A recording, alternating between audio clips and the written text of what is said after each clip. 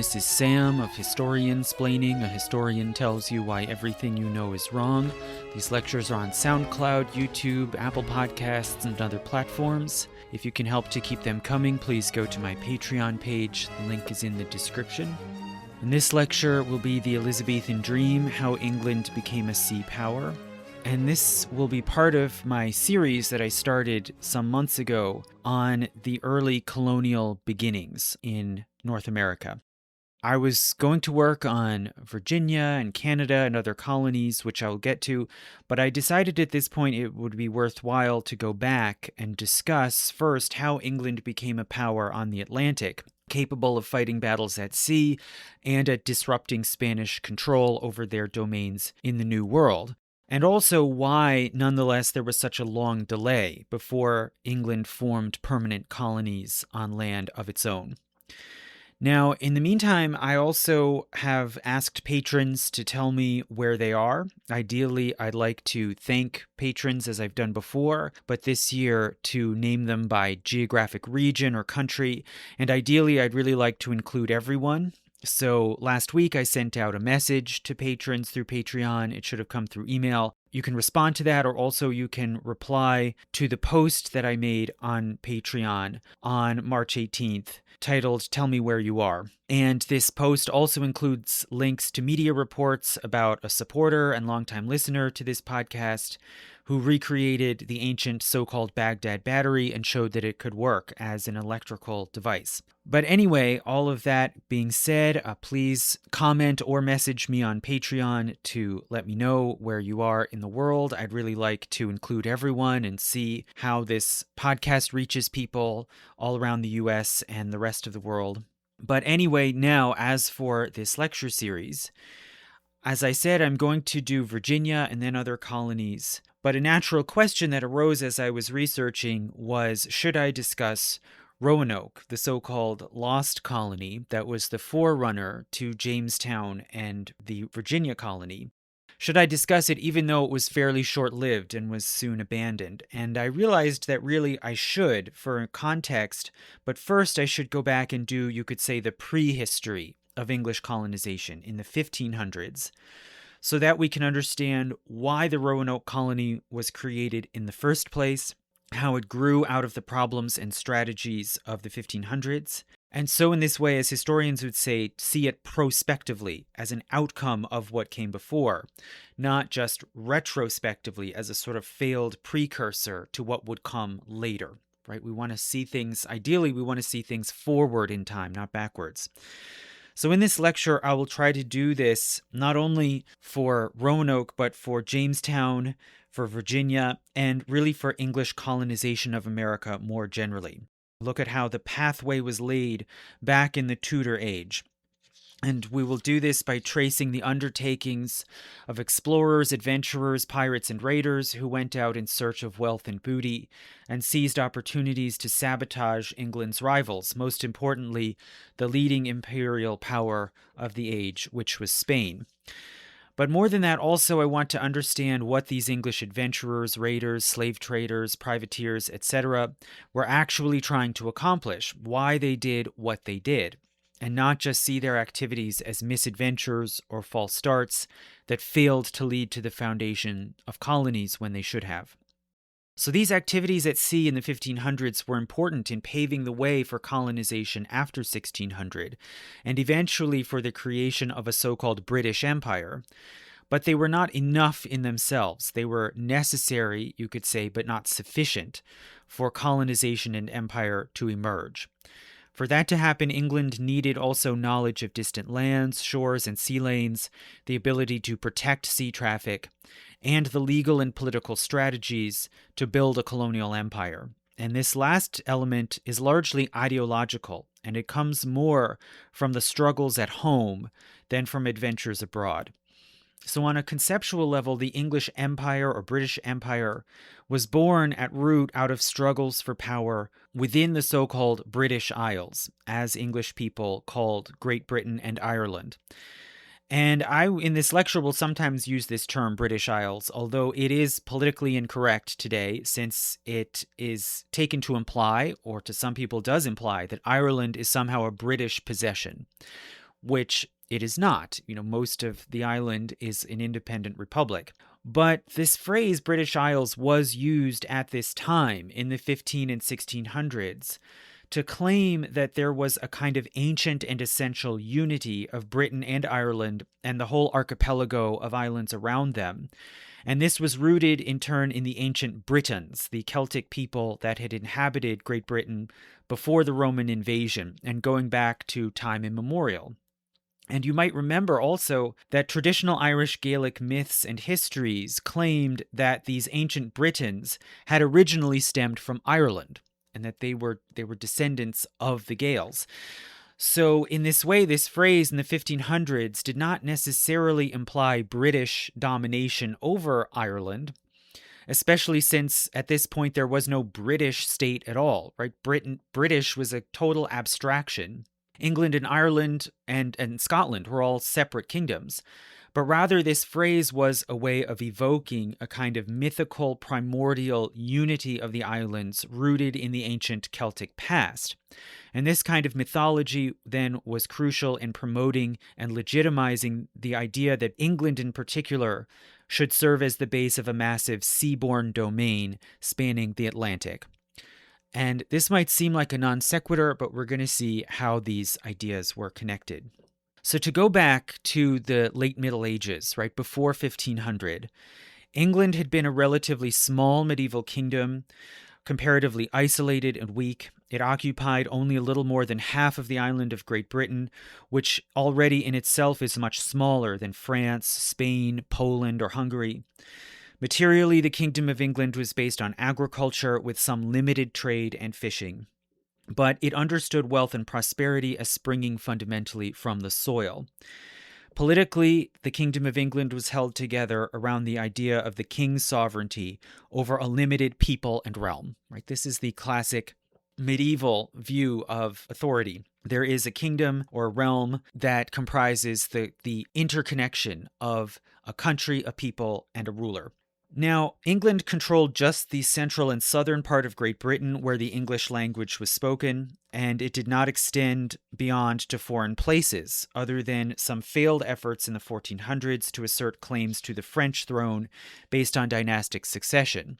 And the feudal realms that the kings of England did claim in France, like Normandy or Gascony, these were not part of England. They were just separate domains that happened to be in the possession of the same ruler.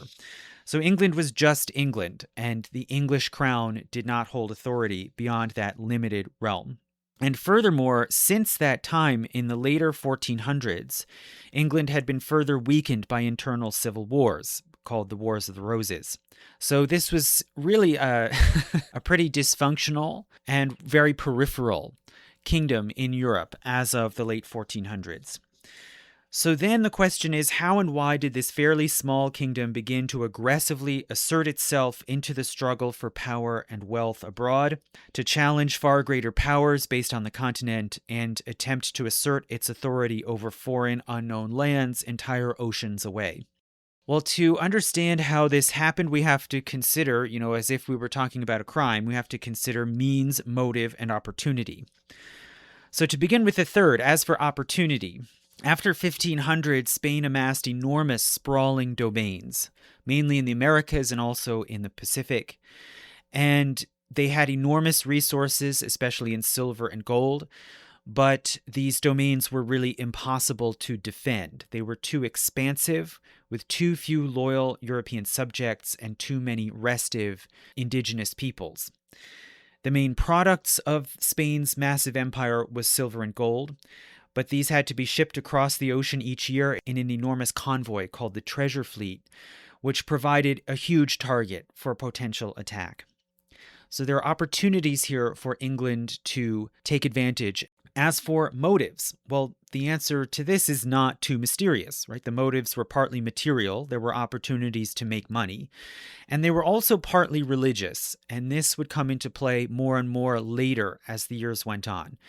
So there was also the motive to spread the gospel as against what English Protestants saw as the evils of heathenism, and also more specifically to extend the reach of Protestant or evangelical scripture-based theology as against what they considered the corruptions of popery.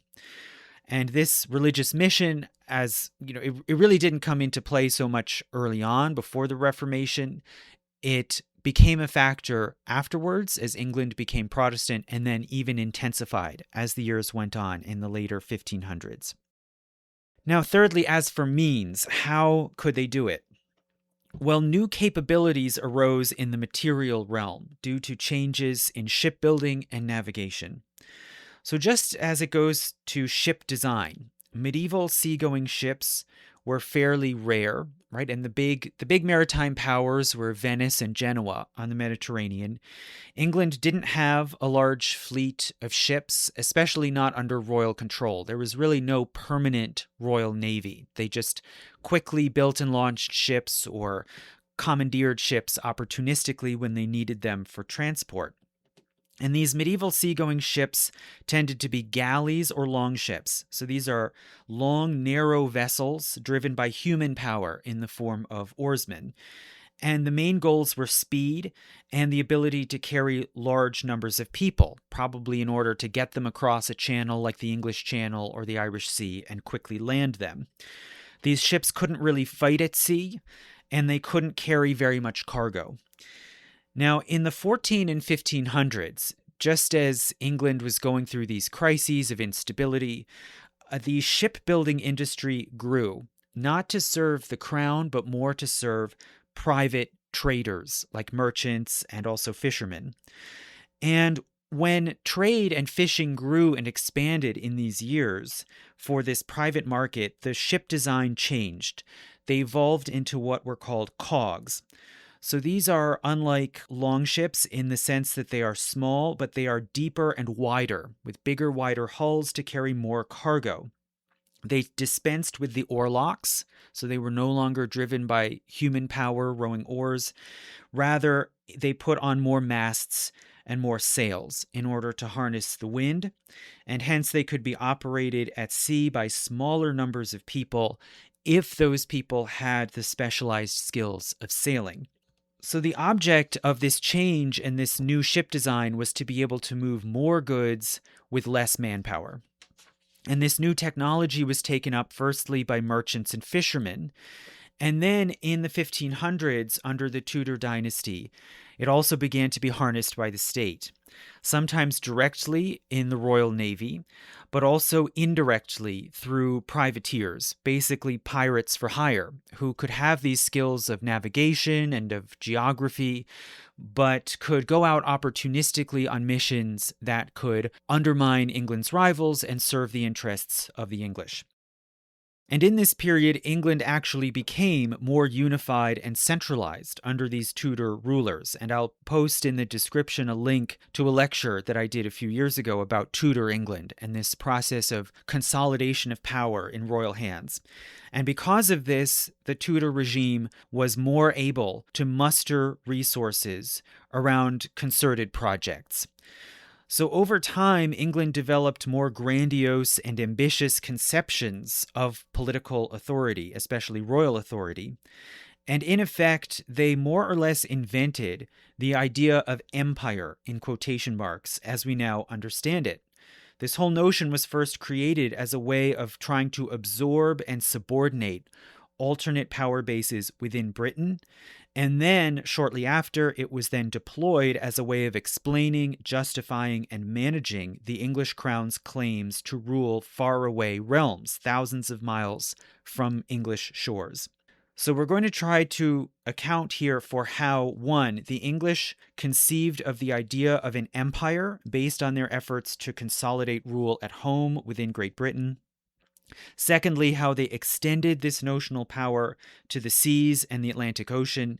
And then finally, how they began to undertake colonization on land. So this process of development began first with the struggles for control over what the English called the British Isles, and specifically the English efforts to control Scotland. This conflict over Scotland, this supplied the idea of an empire as a kind of extended composite realm tying together multiple colonies under the rule of one mother country. Now, as for English rule over Wales, also another realm on the island of Great Britain, English rule over Wales supplied the grounds for claiming dominion over far distant lands within and beyond the Atlantic Ocean. And then the English lordship in Ireland supplied material experience in conquest and colonization of hostile territory. So to begin with this very notion of an extended territorial empire, what eventually became the British Empire. So if we look at this word empire, we think of it generally as meaning a kind of extended zone of political control with a central metropole or mother country, and then outlying colonies that the center dominates. But this word empire comes originally from the Latin imperium, which did not mean that. Rather, it meant rulership, authority, command, power. So imperium in Latin did not refer to a geographic territory with borders or subunits. That is not what imperium meant. And, this is one of the big reveals, right? That the Romans, as I said before, the Romans did not think that much about the Roman Empire. Not in the sense, certainly, that we do today. Now, this word imperium then entered into medieval English, and it became empire or empire, spelled with an I. And this word in Middle English took on a meaning like rulership or sovereignty. Right? Again, not a territorial zone that someone controls, but the institution or the status of holding rulership or sovereignty, that is having empire. And this phrase, empire, was used in English coronations. For instance, in the very elaborate coronation of King Edgar in the year 973. So the liturgy of this coronation invoked a British Empire, which meant a kingship or crown that had the right to rule over all of Britain, or more properly, to rule over all of the Britons, right? The people of Great Britain who are, in theory, descendants and successors of those ancient Celtic Brittonic people. So that's what British Empire meant at this time. And you can see using this phrase in an English coronation is very ambitious and presumptuous. It's a way of trying to claim overlordship over not only England, but also Scotland and Wales. And this was heavily disputed and was very rarely ever effective on the ground. It seems that sometimes Welsh or Scottish rulers would make some sort of gesture of fealty, showing obeisance to the English king, but at other times not. And it didn't really have much political reality to it. Now, it seems that what happened over time was that the more modern idea of an empire, meaning a polity based on a mother country or imperial core which rules over colonies, this idea evolved out of disputes over the English crown's authority in Scotland. Now, the first partial precedent before this you might think of is Ireland, which we already discussed at length a while ago. Right, so the English domination over Ireland started in the 1100s, with Anglo-Norman adventurers crossing over the sea, becoming involved in power struggles in Ireland, and then asserting their own power. And then soon after, the English crown, beginning with Henry II, claimed Ireland as a lordship or domain, governed separately alongside England. But the English crown struggled for centuries to establish secure control over Ireland. Their real power was effectively limited to just a pale of control around Dublin, and crucially, for more than 300 years, the English did not claim that Ireland was in any way part of England, nor that the two countries somehow formed a single extended realm or kingdom. And instead, the two countries had separate courts, armies, parliaments, etc., and the English remained involved in Ireland mainly just in order to keep it from being used as a military base by England's rivals. Now, secondly, as for Wales, well, the English gradually invaded and subdued Wales over the course of the Middle Ages, and they eventually claimed it as an English domain in the year 1284. But English rule in Wales was still disputed, right? There was resistance and rebellions for many years after. And finally, Wales was merged into a single kingdom with England under Henry VIII in 1536. So Henry VIII here was very concerned about the danger of foreign interference, especially by Catholic powers, now that he had broken with the Catholic Church. And so he and his ministers endeavored to consolidate English control over Wales and also over Ireland. So just 6 years later, in 1542, Henry VIII's regime compelled the Irish Parliament to pass a bill proclaiming Henry as King of Ireland. And this enhanced his power and prestige, including his control over arms, taxes, and the church. But still, it maintained Ireland as a separate realm with its own laws and parliament.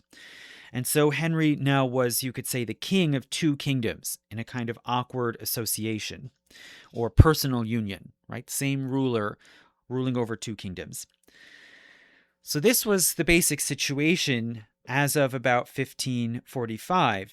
And the real final and most crucial question for Henry VIII and his government was Scotland, which was bigger and more powerful than Wales or Ireland, and which was still fully independent under the Stuart dynasty. So Scotland was really the bigger prize, and Henry VIII wanted to somehow seize control over Scotland to take them off the map as a possible French ally or base for French attack. They had been a traditional ally of France. It was unclear how this could be achieved. Scotland was too powerful and well fortified to be annexed like they had done to Wales. So could Scotland somehow be ruled by a single crown, like Ireland? Maybe there was an Irish solution, you could say, to the Scottish question. But this would require some way to maneuver the Scottish crown into English hands, such as through a diplomatic marriage. And so Henry VIII started trying to put the moves on Scotland. He wanted to obtain a royal marriage specifically between the young Mary, Queen of Scots, and his son, Prince Edward of England. This would, in time, unite the two crowns. In theory, their heirs would then be rulers of both realms, and they could keep Scottish foreign policy in line with England and out of the French sphere. So Henry used extensive diplomatic pressure, and then in 1543, he started a long campaign of raiding, attacking, and bombarding Scotland to try to force a marriage agreement. And this campaign would later be called the Rough Wooing, right? But, that's really a euphemism. It was really a quite bloody and destructive campaign. And this conflict, the so-called Rough Wooing, further sparked a pamphlet war in print over the idea of a British Empire.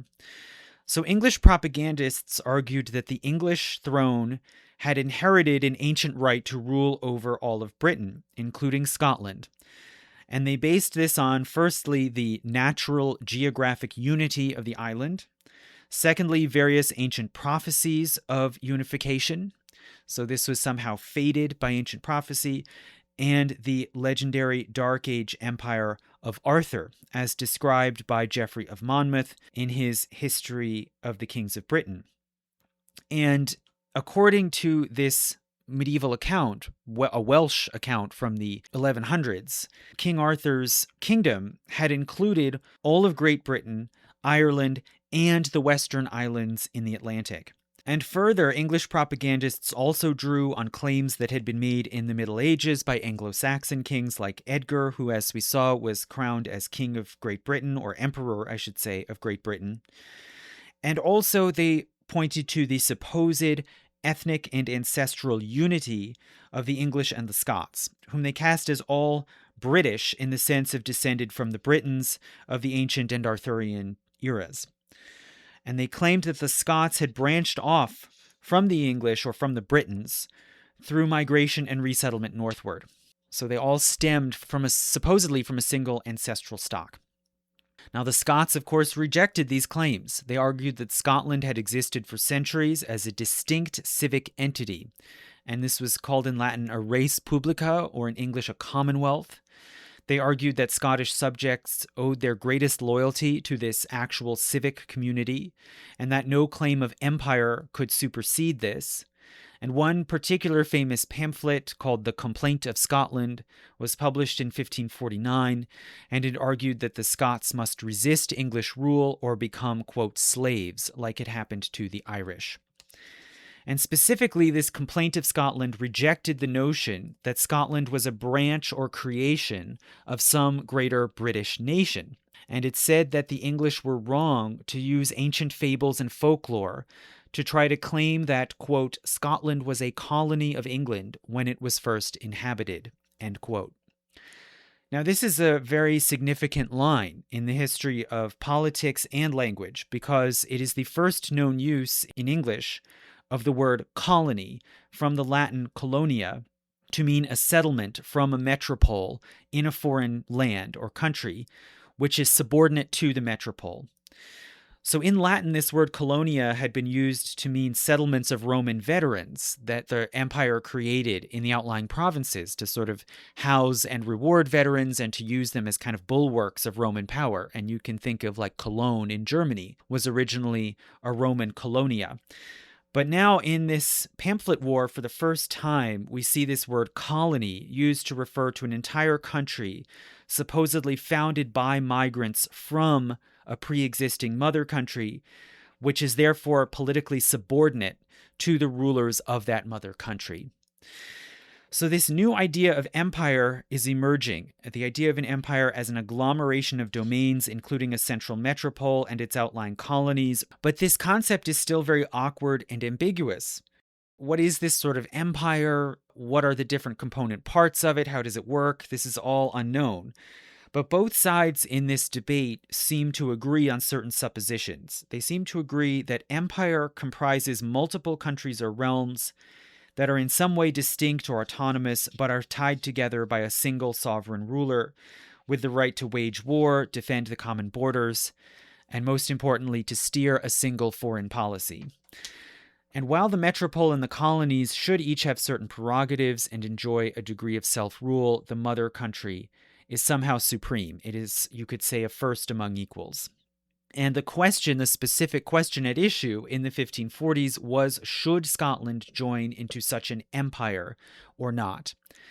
Now, ultimately, in time, this would happen, more or less. So the rough wooing failed. England gave up this struggle. Mary Queen of Scots did not marry Prince Edward of England, but rather the Dauphin of France. But ultimately, in the long run, this didn't even matter, because Mary Queen of Scots' grandmother had been English. She was Margaret Tudor, a sister of Henry VIII, and she had married King James IV of Scotland all the way back in 1513. So the two royal families of England and Scotland were already interrelated. And hence, ultimately, in 1603, the English throne would pass into Scottish hands. And so a personal union of the two crowns would be achieved in the person of King James VI of Scotland, who then also became James I of England. And this, after James comes to the English throne, this is when the English overseas empire would finally actually be launched. So permanent and successful English colonization in America only ultimately came about under a Scottish monarch, and hence this is the reason why the first lasting English settlement in America was called Jamestown, after the Scottish ruler James VI and I. And we will get to that later, why and how that comes about. But in the meantime, over the latter half of the 1500s, under the Tudors, mainly under Queen Elizabeth, the last Tudor ruler, England would seek to assert itself at sea. It would seek to elbow its way into the lucrative trades with Africa, Asia, and especially America. And it would desperately attempt to weaken the Spanish hold on the riches of the Indies, as they called them. And they would try to somehow catch up to their far more powerful Catholic nemesis. But nonetheless, all through this Tudor age, there was no concerted effort to plant permanent English colonies. Even the small temporary ones were created only by private companies and their agents and adventurers, little more than bandits. They had no formal or substantive royal backing. So how did this all begin? How did the Tudors begin their exploration and adventurism at sea in these decades before colonization? Well, as we saw, as of the early 1500s, England had no sizable navy capable of facing off against enemies at sea. But the English state acted opportunistically, taking advantage of what resources they did have, including, for one thing, the fishing industry. So England had no sizable navy, but it did have a very large fishing fleet, and these were mainly private adventurers that set out from English ports to fish in deep waters, including eastward in the North Sea and westward, from ports on the west coast, especially Bristol, going out onto the Atlantic. These English voyagers often followed familiar routes to similar shoals and shorelines as their fellow fishermen from other countries, such as Basques and Icelanders. Many of these fishermen kept their routes and their sailing techniques secret among closed family circles, and some of them, it seems, began to cross the Atlantic to fish around Greenland, Labrador, and especially Newfoundland, which had very rich fisheries, especially of cod. These fishermen would often anchor and encamp there on shore in order to dry their fish and sometimes also to trade with local people before then sailing back to Europe. Now, it's unclear how early these fishermen may have actually reached the Americas, since they were secretive and also they were usually illiterate and didn't record their activities.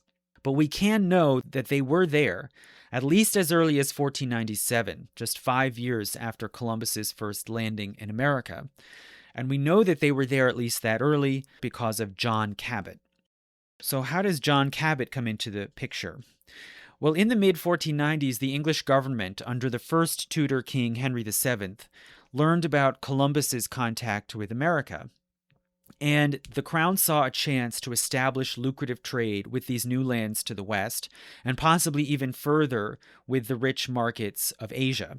But they had very little resources, and they needed a navigator who could effectively explore to the west cheaply with a minimum of ships, men, or supplies.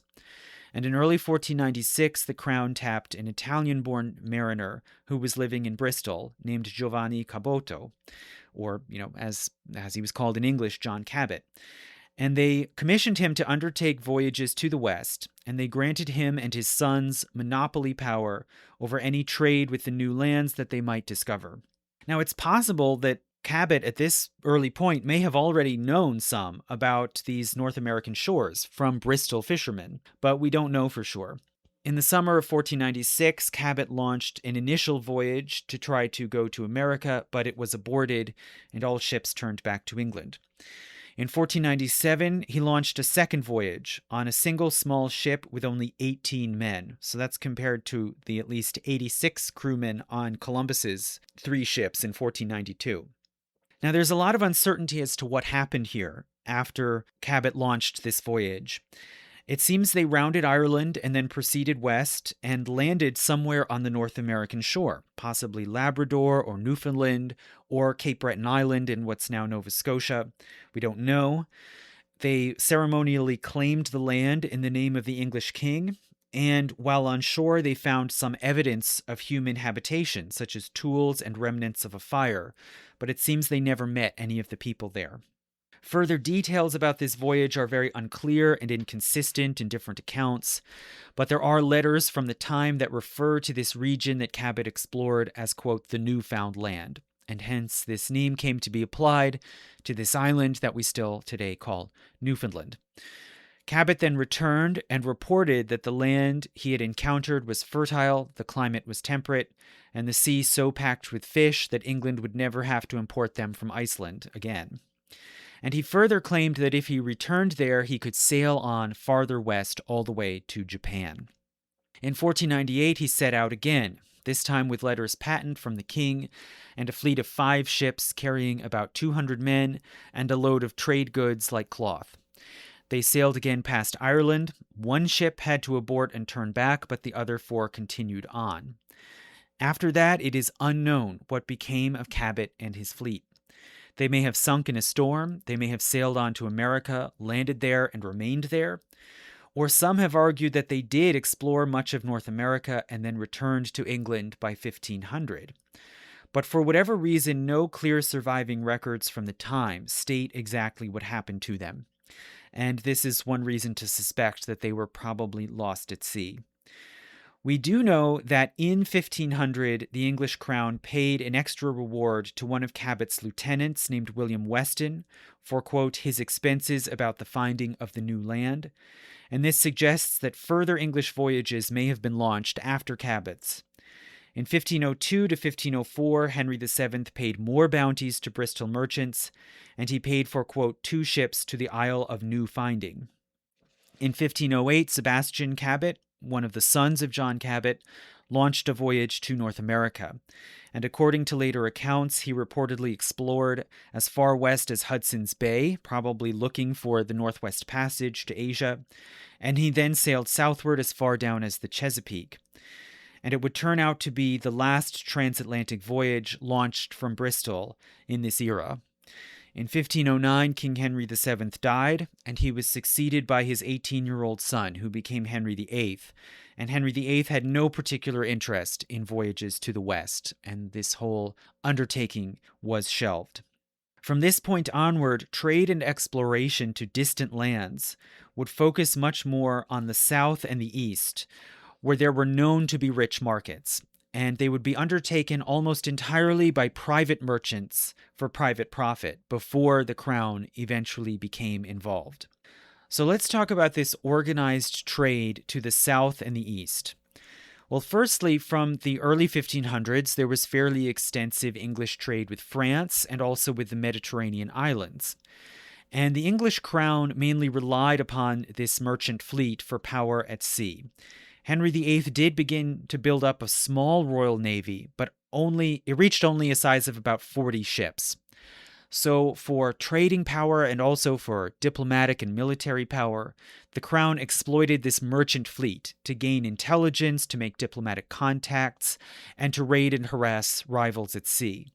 Most of these ships, as we said, are just relatively small cogs. But when necessary for major voyages or undertakings, the English crown would contribute money to the construction of larger galleons with gun ports in the sides of the hull to be able to fight battles at sea. But these were relatively rare.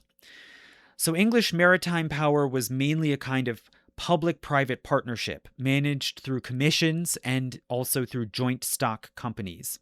And this sort of partnership took shape in the mid-1500s with the growth of long-distance trade.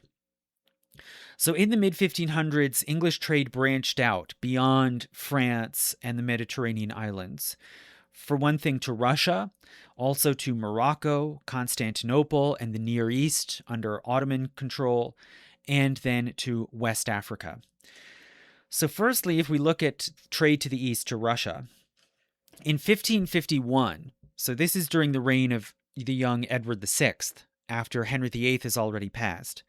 In 1551, some merchants and military officers organized a private trading house, which was called the Company of Merchant Adventurers to New Lands. In 1553, they launched a fleet from London, hoping to find a northeast passage. So that's past Scandinavia and Asia to reach China. And these ships did successfully sail around Norway into the Arctic Ocean. One of them became trapped in the sea ice and the crew died. But another one did make it down into the White Sea, and they landed in an area that had just recently been conquered by the rising state of Muscovy. And there they made contact with local people, and then were invited and journeyed overland to Moscow and were received by the Tsar. The Tsar offered then to open direct trading and diplomatic relations with England. And this would allow the English to reach a new market and bypass Sweden and the Hanseatic League, these sea powers that had controlled the trade to the northeast through the Baltic. So this expedition failed to reach China. That was their ultimate ambition. But they did establish an important new trade link with a rising state that could supply furs in return for English wool. In 1555, Queen Mary granted a charter to this merchant group under the name of the Muscovy Company. And this was very significant because it was the first officially recognized joint stock company. So this is a peculiar kind of public-private partnership that takes advantage of the trading rights and protections that the crown could procure through diplomacy and combined these with capital raised from private investors, since the crown was really too cash-strapped to put in much capital. These joint stock companies did not usually have a total monopoly on any department of trade, but they were left relatively free to operate as they chose and even to use force to force their way into markets. So they operated as kind of parastatal entities. And this was a novel institutional form. It was designed specifically for funding seaborne exploration and trade, which was high risk but potentially high reward, and also was politically fraught. It could be beneficial to the monarch to encourage undertakings while also keeping some degree of distance and plausible deniability in case foreign powers were angered by the actions of these merchant traders. And this same basic institutional form would then later be used for colonization. But it starts out here in the Tudor age for far distant trade. So in ensuing years after 1555, this English company carried on a brisk trade with Russia, mainly seasonally through Arctic voyages to the White Sea. But they tried again and failed to find a northeast passage to China. They attempted to establish overland routes through Russia to China and Persia, but they found that the journeys were too long and dangerous. And in 1570, Russia itself came under attack by Poland and Lithuania. The Tsar tried to make a marriage alliance with Queen Elizabeth, who was now on the English throne, but Elizabeth refused. And in the 1570s, the Russian court gradually turned more cold and hostile towards the English. They started to revoke most of the trading privileges that they had granted to the English, like the right to trade on the Volga. After 1577, the company had to refocus on whaling voyages in the Arctic. And the next significant joint stock companies to arise would be formed for trade with lands under Ottoman suzerainty, including Morocco, Constantinople, and the Eastern Mediterranean. So if we look at Morocco and the Ottoman Empire in the east, in the 1540s there were beginnings of regular trade from England to Morocco, which at this time was technically under Ottoman suzerainty, but was really effectively an independent sultanate. And the English exported lumber and cloth in exchange for gold and sugar. In the 1550s, this trade grew, and the English trading houses began to place permanent factors or agents as their representatives in the ports in Morocco. But in the 1560s, this trade was increasingly hindered by piracy and went into decline. In 1577, Elizabeth's government sought to revive the Moroccan trade, and they sent an ambassador, Edmund Hogan, to meet and exchange gifts with the Sultan. In 1585, a joint stock company called the Barbary Company was formed specifically to manage trade with Morocco. Meanwhile, in the 1570s and 80s, as the Ottoman Turks ousted the Venetian and Genoese colonies in the east, then trade with Constantinople and with most of the Near East as well became increasingly impossible. And so some English merchants sought to extend their trade further east in order to reach the Ottoman markets and basically take over this role of intermediaries that the Italians had vacated. So hence in 1580, the English government concluded a treaty with the Ottomans guaranteeing trading rights and safe passage for the English along the Barbary coast and in all Ottoman ports. In 1581, Elizabeth granted a charter to a so-called Turkey Company, a joint stock company to raise capital for commercial undertakings in Ottoman ports on the Mediterranean. In 1583, the Crown then also chartered a Venice Company to trade directly with Venice. In 1586, Elizabeth appointed a permanent ambassador to the Ottoman court. And in 1592, the Venice Company and the Turkey Company merged together to form the so-called Levant Company.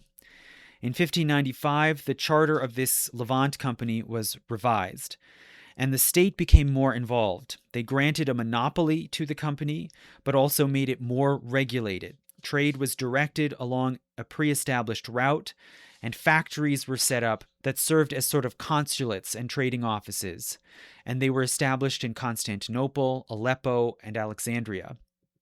And this Levant Company then lasted for more than 200 years, and you can see it as the progenitor both of colonizing companies and also of the East India Company. Now also, even more significantly in the long run, the trade with Morocco would serve as a launching pad for further exploration and contact southward down the Atlantic coast of Africa. So let's talk about this trade to West Africa, or Guinea, as the English called it. Why was this so important? Well, it was especially lucrative, right? It was a huge source of gold and spices. It was also especially dangerous. West Africa was a lethal disease environment, especially for Europeans, and also the English faced very likely hostility from the Portuguese, who saw all of Africa really as their sphere of influence. It was also especially distant, and this created more risk but also more opportunity. So English merchants on the coast of West Africa could potentially act more freely and break rules and norms that they would be expected to observe in Europe or in the Ottoman Empire. Now, in some places where they could get away with it, English adventurers would use violence and trickery to force their way into these foreign markets. And so, what ended up happening in many instances is that voyagers took the experience that they had from internecine wars and regional wars in Britain and Ireland, and they would apply it to their adventures in Africa. And then they would take those strategies and experiences from Africa and apply them to their ventures in America. So you can see a kind of continuing genealogy from Europe to Africa to America. So by the 1550s, the English did know of immensely lucrative trade routes that the Portuguese had established and had carried on with West Africa for 100 years. In 1553, English merchants launched a ship for the first time to trade for West African goods. It was captained by Thomas Windham, a military officer who had previously served in Ireland and had taken part in fighting in support of the Butler family, which was an English-aligned Anglo-Irish family in Southern Ireland. He had also served as a captain and privateer in the War on Scotland in the 1540s. And in Scotland, he had seized and raided foreign vessels, attacked and burned down the town of Dalkeith, and landed English troops in an attack on Edinburgh. So Windham and his crew and later English adventurers brought these sorts of experiences with them when they approached West Africa. And Windham's fleet seized and raided Portuguese ships around Madeira, then landed in Africa first at the mouth of a river in what is today Liberia, and there they traded successfully for gold. They then continued on to the Kingdom of Benin, further down in what's today Nigeria. And mariners landed ships on the seashore and remained there as merchants went on land and traveled up to the great city of Benin in order to gain an audience with the ruler. But they found that the merchandise that they had brought with them was simply not good enough to trade for valuable commodities like pepper. Meanwhile, the mariners back on shore were suffering severely from disease, and they eventually gave up, set sail, and abandoned the merchants in Benin. One of the ships eventually made it back to England with only 40 surviving crew out of what had been 140. But nonetheless, in the following year in 1554, a second English voyage reached West Africa, and this was commanded by Captain John Locke. They landed and traded for pepper and gold on the so-called Gold Coast, but the local government insisted on taking a young apprentice from them as a hostage during negotiations. This is the sort of thing you do, right? There's this massive armed foreign party. They want to land and trade with you. You at least take some of them hostage to ensure their good behavior. So they seized a young English hostage, and then a Portuguese fleet showed up and attacked and tried to disrupt this whole negotiation process, since they saw this as interlopers coming into their domain. And in the process, the Portuguese seized this young English hostage and held him prisoner at Elmina. And he was held there, it seems, for about 9 months before he was then released and it gradually made his way back to England. Now, shortly after this, a third English expedition charged in, and these were even more aggressive. They had learned that English people were liable to fall ill and die on the tropical African coast. So instead of sticking around for a long trading mission, instead they quickly took 5 African men captive and brought them back to England so that they could be forced to learn English and serve as intermediaries. Now, through the rest of the 1550s and into the 1560s, the English continued to capture more hostages, and they were able to gradually establish trading and diplomatic relations. But they faced major obstacles. Apart from the understandable fear, anger, and hostility on the part of the local people, and the high mortality rate, there was also the fact that the wares that these English traders brought with them were just not as good quality as what the Portuguese had. So after about 15 years of mostly failed ventures, the English started to pull back from the region. But these English raiding and trading ventures in West Africa, for one thing, provided experience and impetus for many more ventures to America in search of markets, of commodities like gold, and of the long-hoped-for passage to Asia. And an early example of a mariner who made this leap from the ventures in Africa across the ocean to exploration and prospecting in America was Martin Frobisher. So Martin Frobisher, as a teenager, had sailed on the first voyage to Guinea under Captain Wyndham, and he was among those 40 survivors who returned to England. Then he went out again with John Locke, and he was the young apprentice that we mentioned before, who was taken hostage and then seized by the Portuguese and imprisoned at Elmina. Now, it's unclear what Martin Frobisher did for the next 5 or so years after returning from West Africa, but there are stories about him making a mission to Morocco in order to get an English prisoner released, and of being involved in a plot to go again to Guinea and try to attack the Portuguese fortress of Elmina. But regardless of whether there's any truth to that, by 1563, Frobisher was sailing on privateering voyages, including ventures licensed by the English state to intervene in the religious wars in France in support of the Protestant party in France. But they got into big trouble by overstepping their mission and attacking Spanish ships as well, right? You lie down with dogs, you'll wake up with fleas, right? The English state would often hire privateers for one purpose, and then they would opportunistically do something else and cause a diplomatic crisis. Now, through the rest of the 1560s, Frobisher acted as a kind of quasi-legal pirate preying upon foreign shipping, but he was repeatedly arrested, imprisoned, and released, but then launched more voyages. In the early 1570s, the English government hired him to combat piracy on the English Channel, right? If you can't beat them, join them, I guess. And he also was hired to help suppress rebellions in Munster in Ireland. And this is something you'll find over and over again. These merchant adventurers sort of cut their teeth by suppressing Irish resistance, specifically in Munster. But Frobisher got in trouble again. He kept going rogue and even turning against the crown. Now, in 1576, Frobisher approached the Muscovy Company, and he proposed that they should support him in launching a voyage across the Atlantic to look for a northwest passage to Asia. And they actually gave him enough backing to obtain a fleet of 3 ships. And not only that, his mission also got approval from the Crown. And in June, the fleet set sail from Greenwich as the Queen reportedly waved from a window of her palace. So Frobisher's party managed to sail through storms to reach first the Shetland Islands, then Greenland, and then a large rocky and icy landmass to the west of Greenland, which we now know as Baffin Island in far northern Canada. They then proceeded further west, deep into Arctic Canada, trying to make contact with local Inuit people and exchange hostages. But soon they despaired of finding any northwest passage, and they turned back, leaving their hostages among the Inuit. Frobisher then brought back a black rock from Baffin Island to England, which one alchemist claimed had traces of gold in it. So this then gave a new and urgent impetus for further voyages, apart from hopes of finding this northwest passage.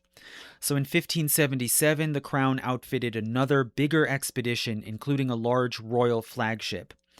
They then sailed and landed on a small island off the shore of Baffin Island, and they spent several weeks there collecting rocks and ore and took 3 more Inuit people captive. They then sailed back to England. Now, while alchemists were assaying the ore that they had brought, a third expedition was planned. And this one would have a fleet of 15 ships and a crew of 400 people, including smiths and assayers. And the idea was to plant a mining and metalworking colony with at least 100 people in this land to the west. So this third voyage finally set sail in July 1578, and it reached Greenland and then Baffin Island. But there was dissension in the ranks, and at the end of August, they all decided to decamp and head back to England. Now, in England, alchemists found that the ore from this land actually had no gold in it, It was just a mineral called hornblende, which can look like gold. And so it was all worthless, and the ore was simply used in building walls in London. The investors in this massive voyage all went bankrupt, and as for Frobisher, he got a job again fighting against rebels in Munster in Ireland. Over the course of the 1580s, Frobisher took part in privateering raids on Spanish shipping under the command of Francis Drake. And in 1588, he also took command of a ship, helping to defend the English coast against the Spanish Armada. So now, in talking about Frobisher's career, I've now mentioned, for one thing, a much more famous name, Francis Drake, and a very famous incident, which is the cataclysmic fight against the Spanish Armada. So this will probably leap out at a lot of listeners as much more significant. So for one thing, the defeat of the Armada in 1588 would serve as the culmination of England's rise as a serious maritime power, able to face off against the superpower of Spain. And it would crystallize the English national mythology as heroic underdogs defending English liberty and Protestantism against the great Catholic archenemy. Now, it is easy to celebrate this as a great defensive victory, right? As a small country repelling an attempted attack by the biggest naval fleet that had ever been assembled in the world up to that time. But it's important to understand that this came after decades of aggressive and offensive harassment by English privateers and merchant adventurers, the so-called sea dogs, that served to undermine the whole Spanish system and to assert England's presence as a maritime power abroad in Africa, Asia, and America. And just as importantly, great famous names from this time, like Francis Drake, they were part of a kind of dynastic lineage connected by shared endeavors and often by literal blood familial ties. And this sort of lineage of privateers and sea dogs, it first emerged out of English ventures in West Africa. And you could say the actual founder of this dynasty of sea dogs was not Wyndham nor Frobisher, but rather it was the next raider and adventurer from England to strike the African coast in the 1560s, who was named John Hawkins. So Hawkins was the first Englishman to involve himself in the emerging slave trade, which was beginning to link Africa, America, and Europe in one continuous system of warfare, raiding, commerce, and colonization. So how did John Hawkins come into the picture? Well, he was an English merchant adventurer, and in 1561, when he was about 29 years old, he sailed to the Canary Islands, which were a Spanish territory in the Atlantic near Africa. And there he learned about the emerging slave trade. So this was mostly Portuguese merchants taking captives from Guinea, sailing them across the ocean to sell as slaves in Spanish colonies in America, where these slaves would then be used to labor on mines and plantations as the indigenous population dwindled from disease and violence. So, after learning about this growing and lucrative slave trade, in 1562, Hawkins made a partnership with several other merchants and put together a fleet of 3 ships. And he sailed them down to what is now Sierra Leone in West Africa. While sailing along the coast, he sent out raiding parties onto shore who directly kidnapped about 300 people. He then sailed these captives over to the West Indies, and in this realm, which was claimed by Spain, Hawkins had no permission to trade with the Spanish colonies, so he sought out small remote ports where he could sell the captives illegally, right? So slave trading was not illegal under Spanish law, but it was forbidden for foreigners. So he basically had to smuggle them. And in return, Hawkins obtained loads of sugar, hides, and pearls, and returned with them back to England. So this was seen as a great success, and in 1564, Hawkins got royal backing for a second voyage with a bigger flagship, and he sailed to Guinea, conducted more raids, and traded with the Portuguese. And he obtained a total of about 400 captives. In early 1565, he sailed over to Venezuela and sold the surviving captives there.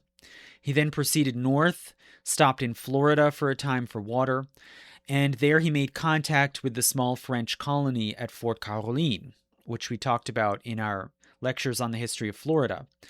And there he sold these French colonists provisions and a small ship from his fleet, which then enabled this colony to survive a bit longer and for some of them to return to France. Hawkins himself then went back to England with money and weapons, and he was the first voyager ever to introduce into England the sweet potato and tobacco, which would, of course, become enormously important as a very valuable commodity that colonists could produce themselves as well as trade for. But Hawkins, his raids in West Africa had infuriated the Portuguese, and his illegal selling or smuggling of slaves in the West Indies had antagonized the Spanish. So Elizabeth had to temporarily forbid Hawkins to set sail or undertake any more voyages. So in 1566, Hawkins did arrange for another voyage to be launched to Guinea, but it would be captained not by Hawkins himself, but by his kinsman John Lovell. And this voyage then captured 5 Portuguese ships along the coast of Africa, including 3 slaving ships. They then took these captives over to America, but they failed to make any beneficial sales, maybe because by this point the Spanish had caught on and were effectively closing their ports to these foreign pirates. So instead, Lovell just dumped dozens of African captives on the shore and left them there. In 1567, it seems Hawkins persuaded Queen Elizabeth that any more voyages would have to be under his command. He knew how to do it. So Hawkins launched a third African voyage under his own personal command, together with his cousin Francis Drake, who was an officer in the fleet. This voyage turned out to be another disaster. In Africa around Senegal, Portuguese and African traders refused to deal with Hawkins, and he conducted a failed raid in which several of his crew were killed. He then strong-armed a local ruler to help him to conduct more raids, and they took about 500 people captive. They then sailed west across the Atlantic and landed again at Venezuela, but local Spanish officials again refused to allow him to trade there, and he forced at gunpoint some markets to open and buy his captives. When leaving on his way back to Europe, Spanish ships caught up with him and attacked and destroyed most of his fleet. Hawkins and his kinsman Francis Drake were barely able to escape on one surviving ship, and they abandoned about 11 men alone on the shores of the Gulf of Mexico. This group then tried to walk from Mexico to Newfoundland because they knew that English fishing and trading vessels often landed there. And reportedly, 3 of these men did actually make it all the way alive to Nova Scotia, where they were picked up and returned to England. But regardless, after this disastrous voyage, Hawkins's career as a merchant adventurer and privateer was over. There was no English follow-up on this mission, and England basically withdrew from the nascent slave trade for about the next 75 years. So you could see this as a kind of dead end, right? Hawkins's catastrophic final voyage. But nonetheless, it had several important legacies. As for Hawkins himself, he took his experience skirmishing at sea with the Spanish, and he put it to use in strengthening England's tactical advantage against Spain. So in 1578, he was appointed as Treasurer of the Navy. He enacted a reform program which made the Navy more efficient and cost-effective, and he reformed the design of English ships, especially of galleons, to make them longer and narrower with more gun ports, and faster and more maneuverable at sea.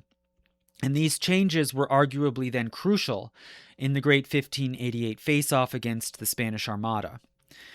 Now, another legacy of Hawkins's career was that it launched the further career of his relative Francis Drake, who would become the most renowned seaman of the Elizabethan age. So who is Francis Drake? Well, it seems he was born in Devon in western England in 1540, and he was the son of a modest tenant farmer. He was brought up in the port town of Plymouth by relatives from the Hawkins branch of the family, who were more wealthy and successful and who plied the sea as merchants and pirates. Around the age of 18, he enlisted in the Hawkins family's private fleet, and he took part in John Hawkins's slave trading ventures to Africa. In 1568, he took command of his own vessel for the first time in Hawkins's final and most disastrous voyage to Africa and America. As we saw, he narrowly escaped death and made it back to England on the small surviving vessel, the Judith. And he saw himself, it seems, as being wronged by the Spanish, and he wanted to avenge himself against them. In 1572, he got a privateering commission from the Queen to sail back to the West Indies with 2 ships, to do reconnaissance on the Spanish-held lands and colonies, and to obtain recompense from the Spanish by raiding and plundering. He landed in Panama, and he attacked and failed to capture a town in Panama, but then he made an alliance with the local Cimarron community. So this was the confederation of escaped ex-slaves who had set up their own settlements in the hills and woodlands of Panama. So together with these Cimarron allies, Drake's party was able to seize a mule train laden with silver, hence making him rich. They then marched across the isthmus and were able to see the Pacific. And it seems this is the first time that any Englishman had laid eyes on the Pacific. And also no Europeans had ever been to that ocean on a vessel apart from the Spanish and the Portuguese. And allegedly at this point, Drake, quote, besought Almighty God of his goodness to give him life and leave to sail once in an English ship in that sea, end quote. So finally he returned to England and he took back with him the Cimarron diplomat known as Diego, who then lived for several years at Queen Elizabeth's court.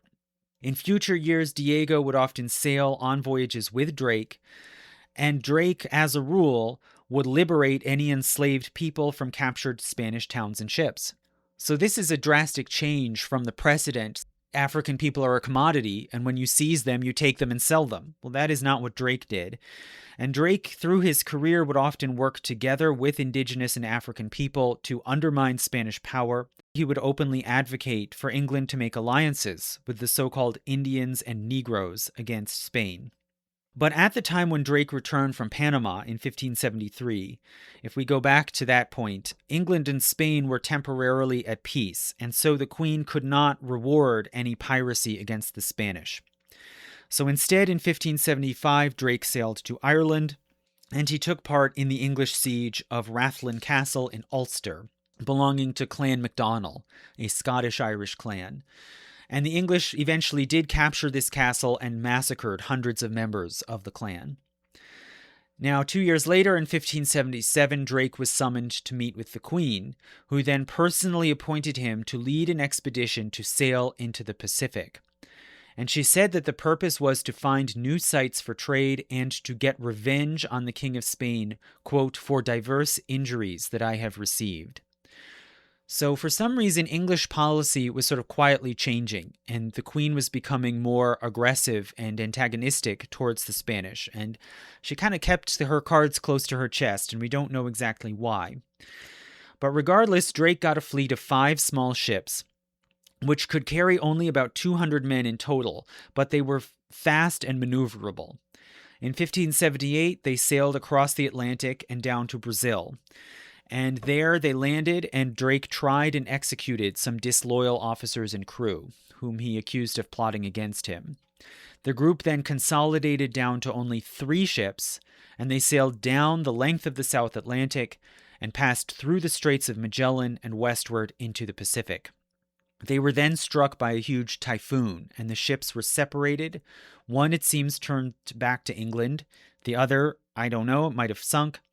But ultimately, only Drake's flagship, called the Golden Hind, continued on, and they sailed up the Pacific coast of South America, raiding totally undefended and unsuspecting towns and merchant ships.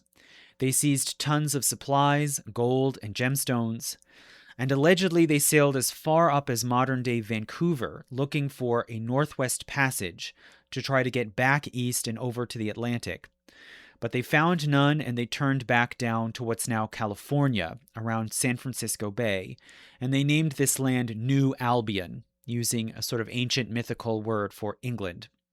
In July 1579, they then decided to proceed back to England the other way.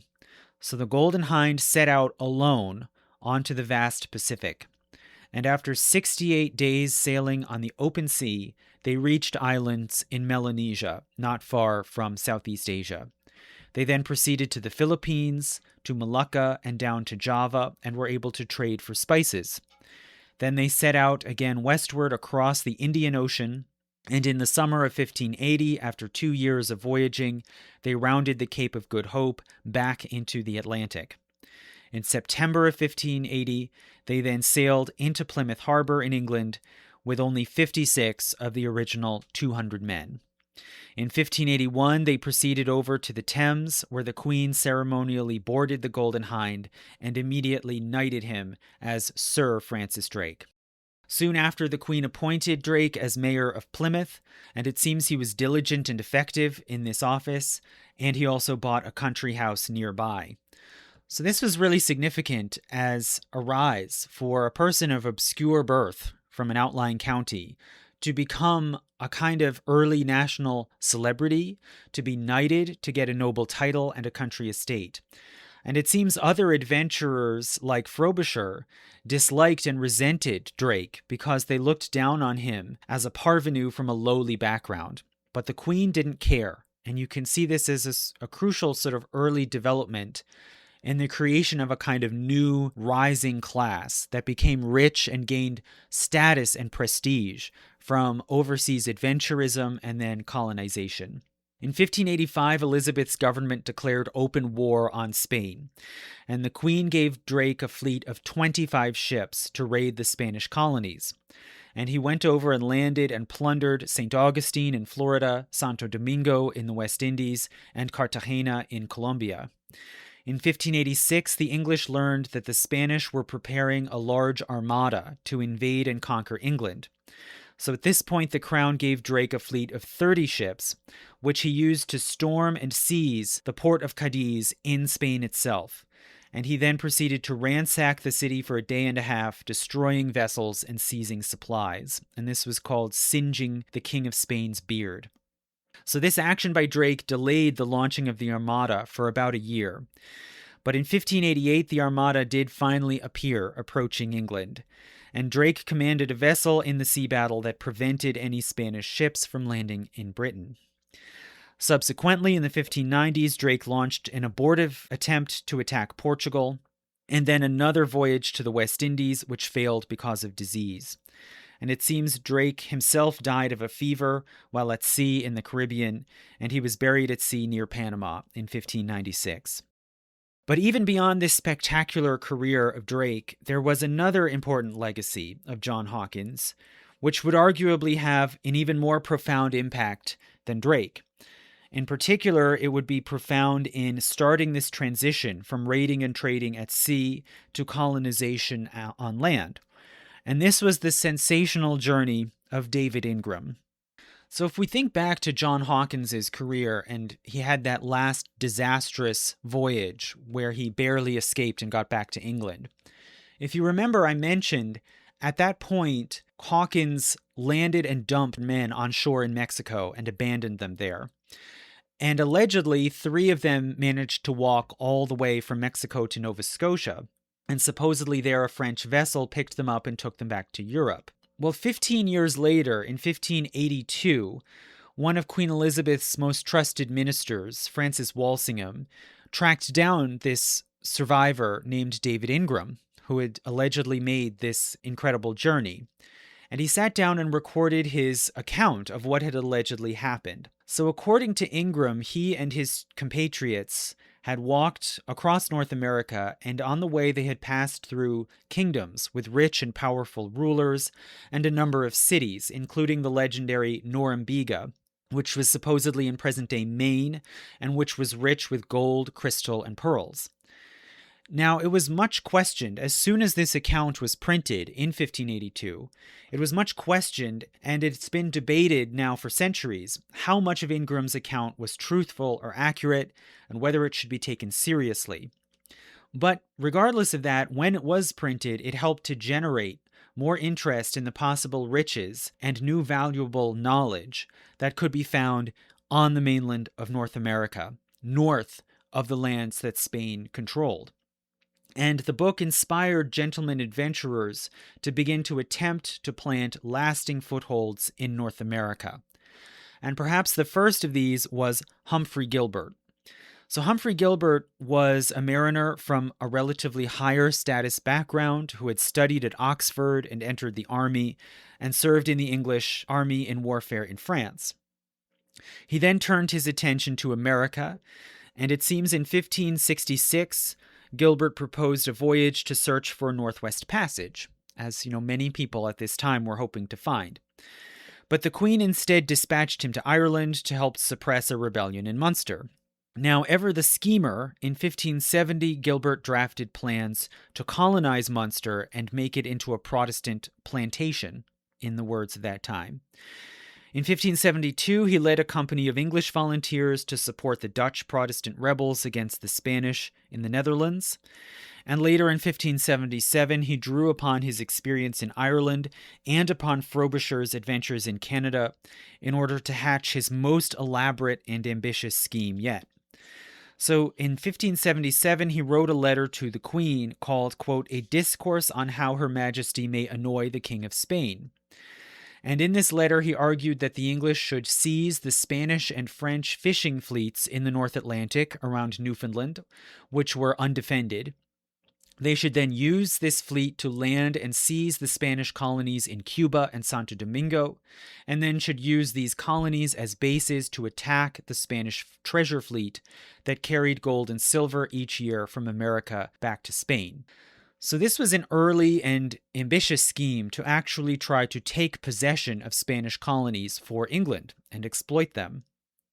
But at this point in time, the Queen, it seems, did not believe that England was ready to confront Spain directly. So instead, she just gave to Gilbert a 6-year commission to seek out and explore, quote, "heathen lands not actually possessed of any Christian prince or people." So you can see here the attention and the energy of adventurers like Humphrey Gilbert. It's being directed northward for political reasons, to try to avoid too direct a confrontation with Spain. In 1578, Gilbert spent his own money to outfit 6 ships, but the crew of this fleet was not invested, and the fleet soon broke up and turned back. In 1579, Gilbert then helped to put down another rebellion in Munster. And at this point, he might have simply abandoned his American designs, right? There was no clear support from the government for his grandiose schemes. Nothing was panning out. His attentions were being pulled back into Ireland. But a few years later, in 1582, David Ingram's account of his travels to cities like Norumbega was published. And at this point, Humphrey decided that he had to go see these rich kingdoms and cities for himself. In early 1583, he proposed another scheme, this time to seize Norumbega and 9 million acres of land around it, and supposedly this land would then be parceled out to his backers and investors. So he initially raised money for this enterprise from English Catholics, who wanted to have a land where they could practice Catholicism freely without having to pay fines and penalties like in England, but they would still be able to live in some way under the English crown. So this is where Gilbert initially got some support. But the English Catholics soon pulled out. They were discouraged by the Catholic clergy and by emissaries from Spain who didn't want to instigate conflict between England and Spain. So basically, Gilbert had no backers, and he had to use his own money, what was left of it, to pay for 5 vessels, which would be crewed by an assemblage of convicts and pirates.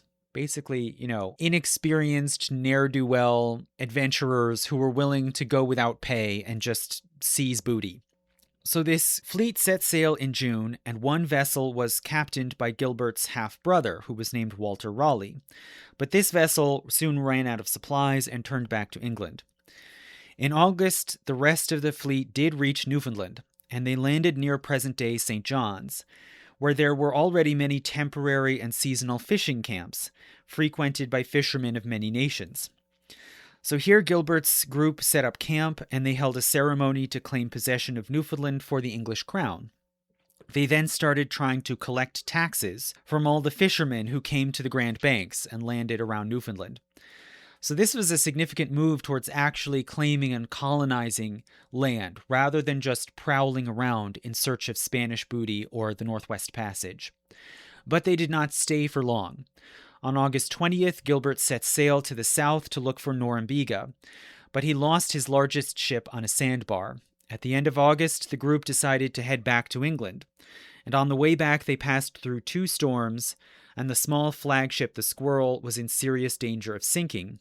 But Gilbert insisted on staying on board the Squirrel anyway, until near the Azores they were hit by a third, even bigger storm, and the Squirrel finally went down with all hands. So this was the end of Humphrey Gilbert, and only a small group of survivors again made it back to England. And this would seem to be a very inauspicious beginning for the whole notion of English colonization. But despite dangers and the evident futility, Gilbert's grandiose vision of colonizing North America was carried on in a different form by his cousin that we mentioned, Walter Raleigh. So Raleigh survived Gilbert's catastrophic Newfoundland enterprise because, as we said, his ship had already run out of food and turned back. Lucky for them. Raleigh would then redirect the thrust of this mission southward and would achieve at least some temporary success. And that, combined with the other colorful facts of his life, the fact that he was a likely lover of Queen Elizabeth, who then was accused of treason and imprisoned, and the fact that he was a pretty good poet, all of these things would combine to make Raleigh famous to posterity as a sort of symbol of the Elizabethan age. His name today, I think, is probably more famous even than Drake's, even though Drake was a greater celebrity in his time. So what do we need to know about Raleigh and his career? Well, we can't get too deeply into his life, which was very eventful. But it happens that I have mentioned him before in an earlier episode in my interview with Melissa Morris, which I'll link to in the description. And we'll probably go back and talk about some of his undertakings again later when we talk specifically about Virginia. But anyway, as for Raleigh's early life, he was born in the 1550s, so he's from really a later generation than Hawkins and these early adventurers. He was born in the 1550s to a gentry family in Devon. He was the younger half-brother, through his mother, of Humphrey Gilbert. In his youth, he volunteered to serve with the French Protestant forces in the French Civil Wars. Then in 1577, when he was in his early 20s, he joined together with his half-brother Gilbert on a failed voyage in Canada in search of the Northwest Passage. In 1579 to 80, he took part in an expedition to suppress the Desmond Rebellion in Munster in Ireland. And in that expedition, he led a party that captured and then killed about 600 Spanish and Italian prisoners of war.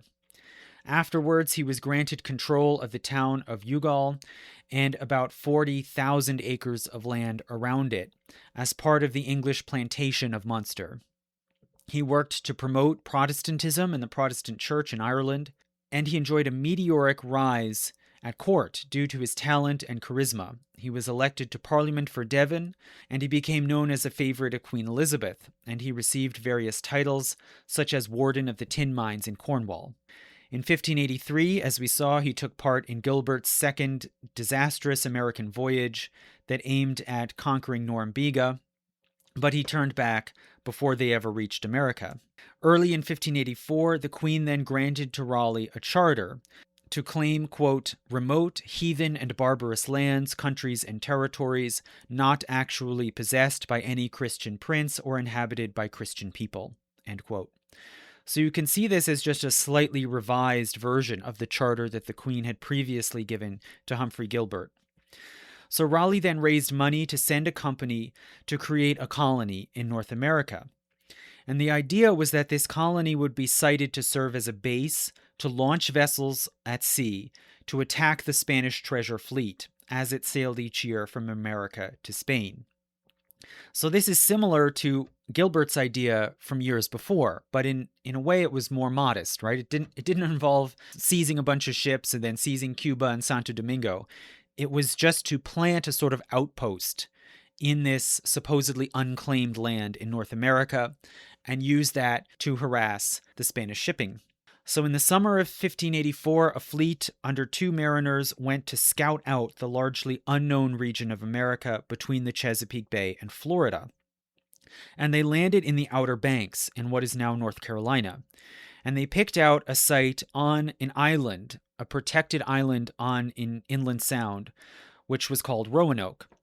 And they made contact there with the local people, and they learned of a local leader in the region who was called Wingina or Wingina. And this name may have also been applied to the whole region.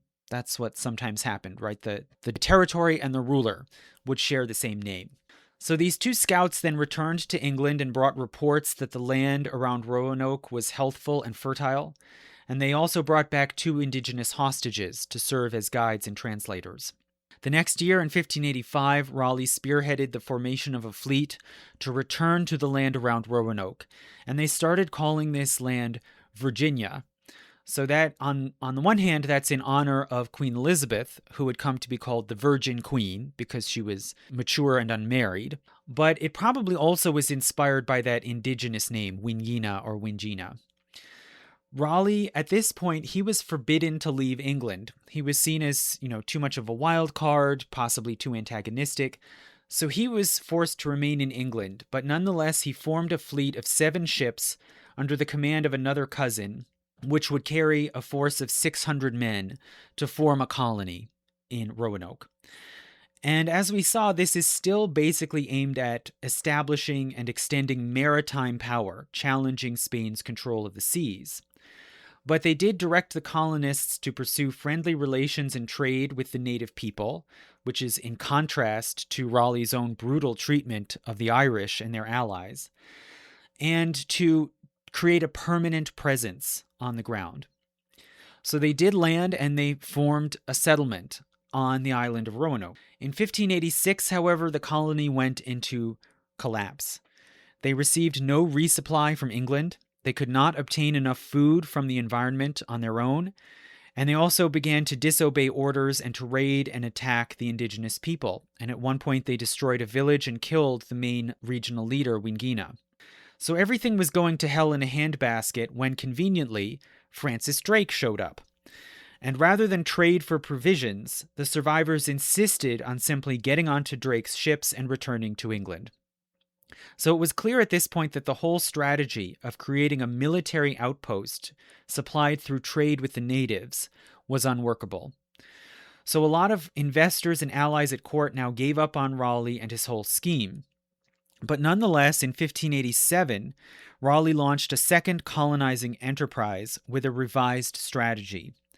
This time he would send men and women to colonize farther north on the Chesapeake and begin farming in order to create a self-sustaining agricultural settlement. So this group was dispatched to America under the command of a governor, John White. Right? So now it's not just a sort of military expedition under a military commander. It's seen as a civic entity with a governor. Now, this group landed first at Roanoke, and they became stranded there. So they had to give up this idea of going up to the Chesapeake, and instead they remained at Roanoke and struggled to set up a colony. But they eventually sent John White back to England to ask for more supplies.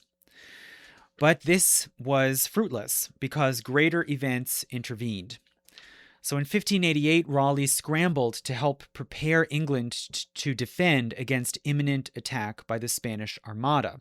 And he outfitted the English fleet's flagship called the Ark Royal. And he simply would not spare any money or resources for this colony. So no help came back to Roanoke until 1590, when finally John White returned, and when he got to Roanoke, he found the colony abandoned. Now, it has long been presented as a great mystery. What happened to the lost colony? But this is misleading. Really, it's pretty clear what happened. So before the settlement was abandoned, it seems an English colonist carved the name Croatoan into a large tree at the site of Roanoke. And this was the name of a barrier island in the Outer Banks, which was a good base for gathering fish and shellfish. And hence it was more plausible that the settlers could survive there than at Roanoke. Now further, several decades later, English scouts actually landed at Croatoan, and there they encountered indigenous people, some of whom had blue eyes and light-colored hair, and said that their ancestors could read aloud from books. Right? So they were literate. So this seems to indicate that the indigenous people on that island had European ancestors. And in more recent years, archaeologists excavating at Croatoan, or Hatteras as it's now called, they have found various European artifacts, including remnants of a blacksmithing forge that was set up and used on the island. So, all in all, it's really not hard to see what happened to Roanoke. By the start of 1590, the colonists were out of supplies, probably starving. They could not farm effectively on the island, and they were totally dependent on the local indigenous people for food. So before they all starved to death, they did the logical thing and simply decamped and joined the native people on the island of Croatoan, where their descendants then lived for many years after. Now, regardless of what became of Roanoke, after this disappearance and abandonment, nobody was willing to invest in any further ventures in America for another decade. As for Raleigh, he served in the wars against Spain until in 1591 he impregnated one of the Queen's ladies in waiting, named Bess Throckmorton.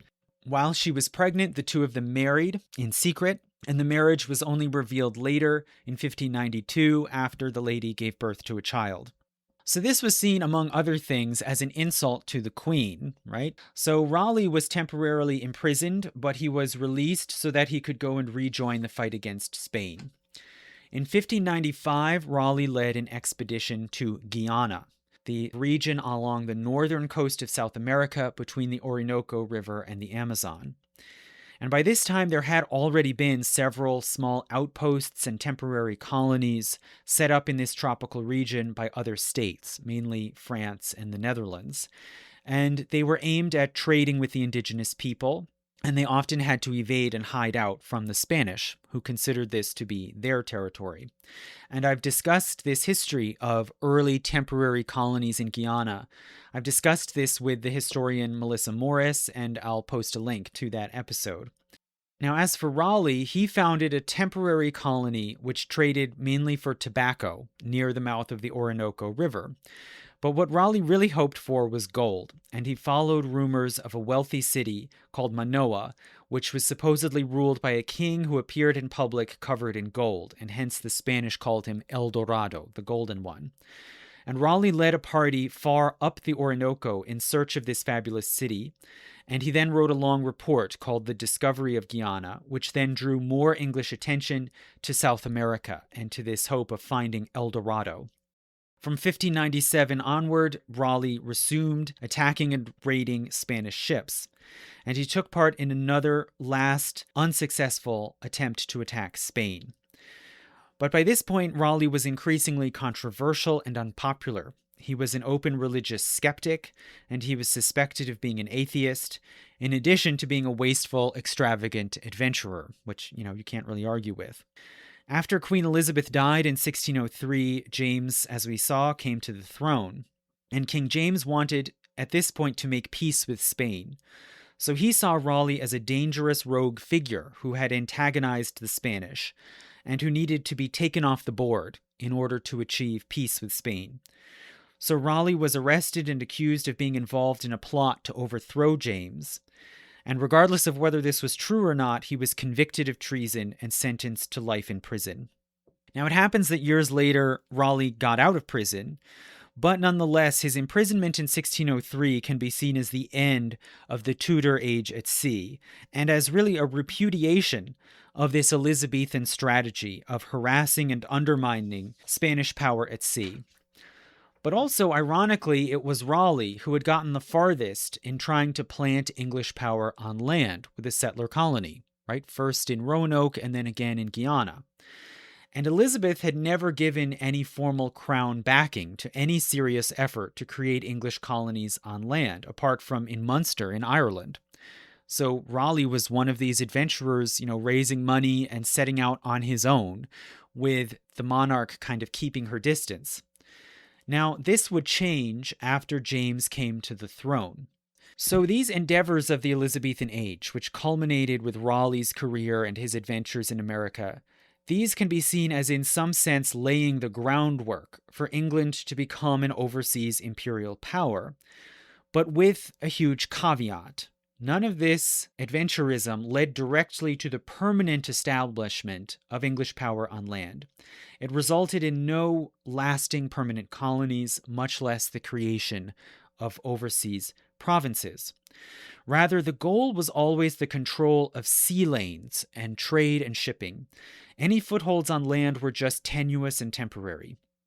Now, why is this? Why is it that the Tudor state never made this leap from power at sea to power on land? It's not because the idea never occurred to them. There were advocates for it, as we'll see, some of them in very high places. But there were always countervailing forces holding them back from actually trying to colonize on land in a serious way. So these countervailing forces, they were partly military and tactical. Any colonies were too vulnerable to destruction by the indigenous people, by the Spanish, by disease, or all of the above. And secondly, and even more so, the reasons were strategic and ideological. The English did not see the establishment of permanent power on land as a legitimate or prudent goal, because there were inherited English beliefs and doctrines about power at sea that made it more advantageous for England to remain strictly a sea and not a land power, at least beyond the home islands. Now, more specifically, the English believed they had no plausible basis to claim sovereignty over territory beyond Britain and Ireland, and that trying to do so would simply invite direct wars that they couldn't win. In other words, you could say, while the Tudor regime under Elizabeth saw England as a rising maritime power and they encouraged adventurism at sea, they did not understand these sea ventures as having anything to do with an English or British empire. Remember, empire meaning originally at root legitimate authority. So for the Tudor era, the English deployed the concept and rhetoric of a British Empire only within Britain and Ireland, or really, strictly speaking, only within Britain, where they could make these sort of legalistic claims about a single, organically unified British domain. They did not apply this idea of empire to ventures at sea or abroad. And ultimately, it would take a Stuart ruler from Scotland to make this change and to cross the threshold from raiding and trading to colonizing and empire building. So the question here really hinges on clashing understandings of state power at sea. Okay, so lastly, let's talk about what were these clashing doctrines about territory and state power at sea. So through the course of the 1500s, there was rising tension between two ways of viewing the seas. The first was so-called mare liberum, meaning the free sea or the open sea.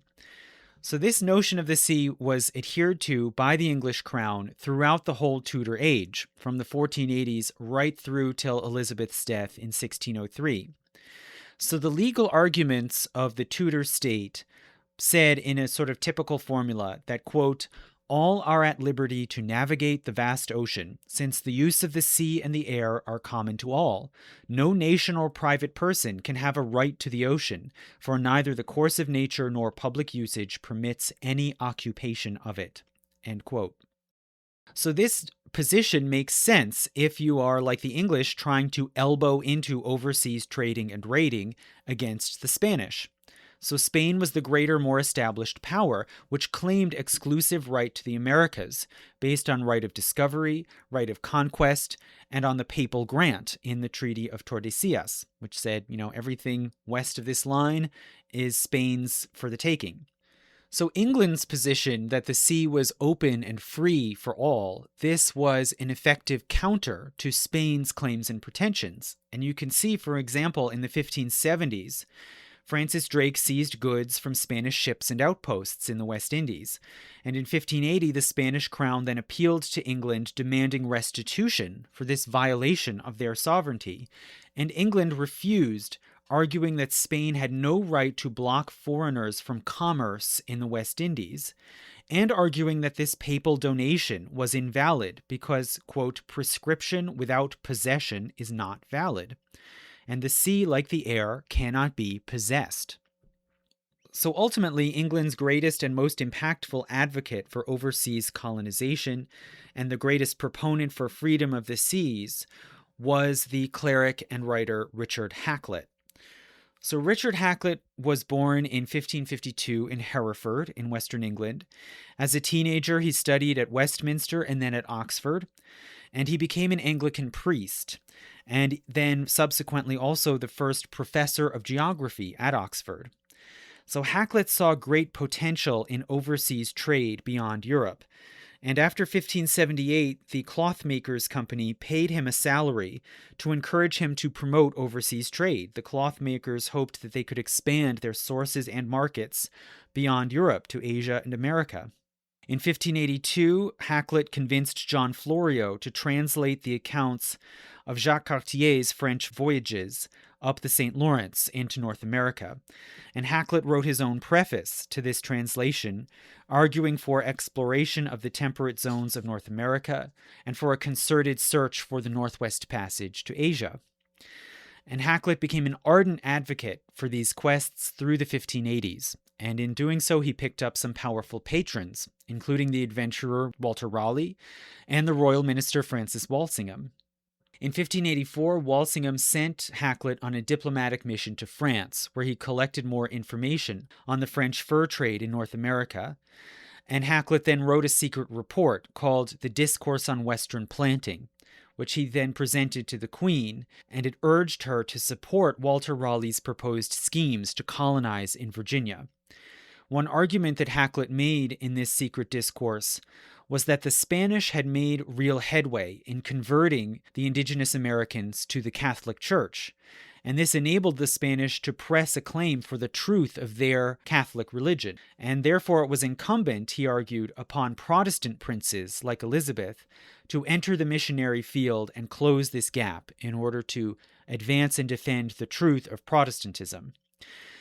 But nonetheless, most of his arguments were not religious. Rather, Hakluyt made mostly material arguments based on economic benefits and philosophical arguments rooted in the classics, especially Aristotle and Ptolemy. And these arguments advocated for combining the arts of history and geography to form a body of universal knowledge. And this sort of grand unified knowledge could only be achieved through exploration and contact with the world. Now, ultimately, Hakluyt's discourse failed in its aim of convincing the Queen to support Raleigh's enterprise in Virginia. She just wouldn't get involved. But it seems it did make an impression on her, and she did become another patron and kept Hakluyt close by at Westminster to advise on colonial matters in her last years. And you could see it as ironic that Hakluyt was a priest, since as far as we can see, he had nothing to say about theology, salvation, or the apocalypse, all of which were being hotly debated in the 1500s. Rather, it's clear that navigation and exploration were the great obsession of his life. In 1588, he began work on a magnum opus, which was published the next year as, quote, the principal navigations, voyages, and discoveries of the English nation. And this grand book sought to make the case to the reading public of England, arguing that the future of England lay in the wider world. So Hakluyt had no particular interest in Scotland or in a unified Great Britain or in the distant Arthurian past or in the notion of a British Empire. That phrase never appears at any point in his works. Rather, Hakluyt was practical and patriotic. He simply held that England could and should emulate its great adventurer heroes and capitalize on its advantages at sea. And he also used almost no religious language or arguments except in the dedication of this book. So the body of the principal voyages is really completely secular. There's no mention of religion. But in the dedication at the beginning, there is one reference to scripture. So in the dedication, Hakluyt recounts an incident from his early life, which it seems gave his obsession with foreign trade and exploration a sort of religious gloss. So supposedly in 1568, when Hakluyt was 16 years old, he went to visit his cousin, Richard Hakluyt the Elder, who was a lawyer at the Middle Temple in London. And Hakluyt writes that, quote, I found lying upon his board certain books of cosmography, with a universal map. He, seeing me somewhat curious in the view thereof, began to instruct my ignorance, by showing me the division of the earth into 3 parts after the old account, and then according to the later and better distribution into more. He pointed with his wand to all the known seas, gulfs, bays, straits, capes, rivers, empires, kingdoms, dukedoms, and territories of each part, with declaration also of the special commodities and particular wants, which by the benefit of traffic and intercourse of merchants are plentifully supplied. From the map he brought me to the Bible, and turning to the 107th Psalm, directed me to the 23rd and 24th verses, where I read that they which go down to the sea in ships and occupy the great waters, they see the works of the Lord and his wonders in the deep, etc. End quote. So this account in Hakluyt's dedication follows basically a standard Protestant form, where a youth or adventurer encounters a great wonder and is astonished, and then he is guided to the scriptures, where he finds an explanation for this wonder, which fits it into providential history and provides a moral lesson. So the lessons here of Hakluyt's little story are mainly left implicit, but he seems to suggest that it is providential that countries were laid out, each one with certain commodities to offer and others that it lacks, and hence it serves God's plan for merchants and adventurers to explore and conduct trade, supplying to each country what it lacks. Now, this argument would be impactful. So it challenged older medieval suspicion towards merchants as sort of tricksters who threatened to upset the natural balance of goods within society, to introduce corrupting luxuries, and to make profit by selling goods at inflated prices beyond their real value. So now, in Hakluyt's view, overseas commerce could be seen instead as a way to honor and celebrate the order of God's creation. And this is arguably the significance of the Psalm passage that he quotes. Now, also the style of Hakluyt's book, this long accounting of English voyages and explorations, the style of Hakluyt's book, with its collection of long personal narratives of suffering and survival, this follows the template of Protestant martyrologies, especially the great classic, The Acts and Monuments of These Latter and Perilous Days, by Fox, which is colloquially called Fox's Book of Martyrs, and gives accounts of Protestants who were persecuted under Mary I. So Hakluyt's book, you could say, in effect, collects the knowledge and lore of the Elizabethan age of adventures at sea and makes them into a kind of Bible for the age of colonization. And his book became very popular. It didn't just influence the Queen or the King.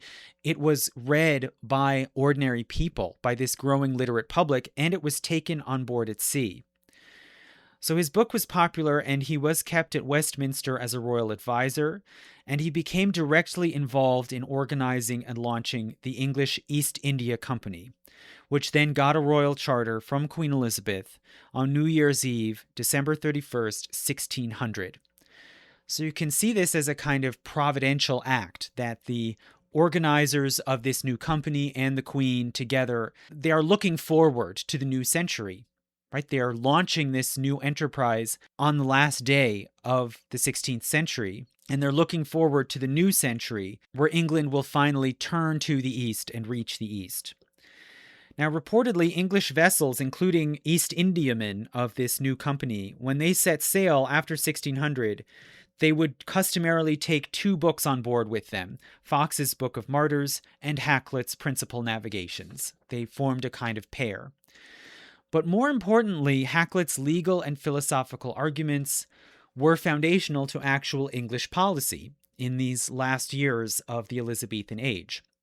So in 1595 to 98, Hakluyt wrote tracts and treatises defending the English rights to explore, trade, and fish at sea.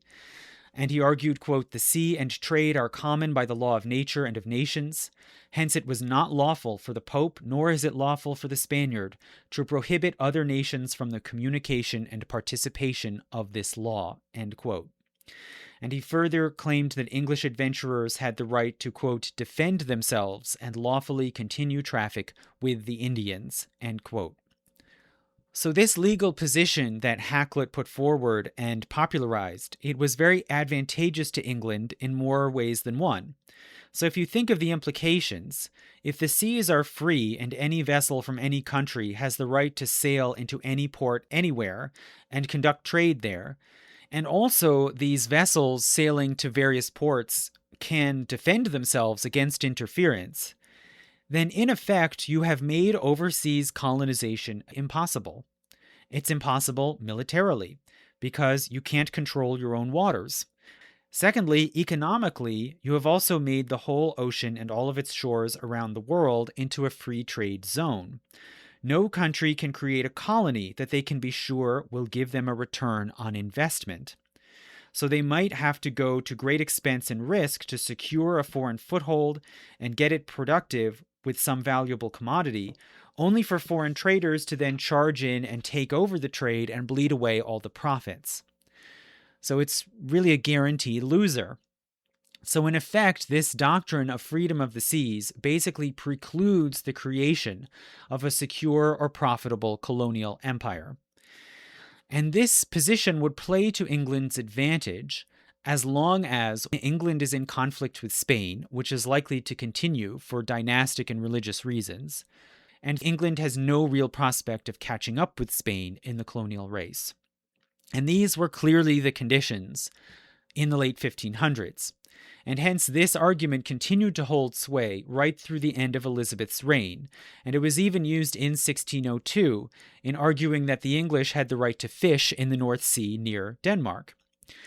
So England was in this dispute in these last months of Elizabeth's reign. They were locked in this dispute with the Danes over access to fishing waters around Denmark.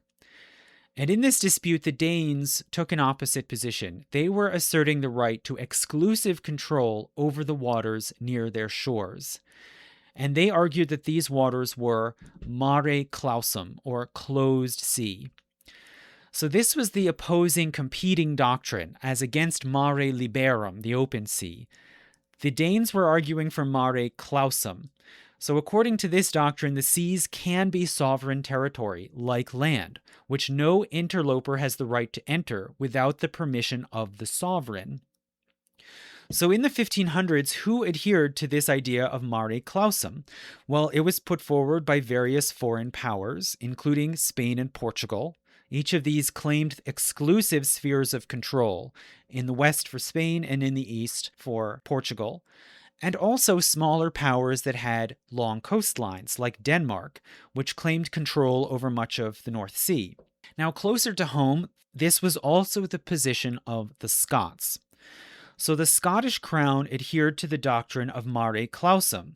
Scotland was more dependent than England was on fisheries for their food supply, and so they placed a greater priority on protecting fishing grounds. Scotland also was not involved or invested in trading or raiding in faraway lands, like England was. They had no hope or motive to try to challenge Spain for access to the Indies. Hence, they had little reason to argue for the doctrine of freedom of the sea. So Scotland, for their part, claimed control of an exclusion zone, 14 to 28 miles out, around all the shores of Scotland. So we see that mare clausum is the position of the Iberian powers and of certain other important maritime countries like Denmark and Scotland.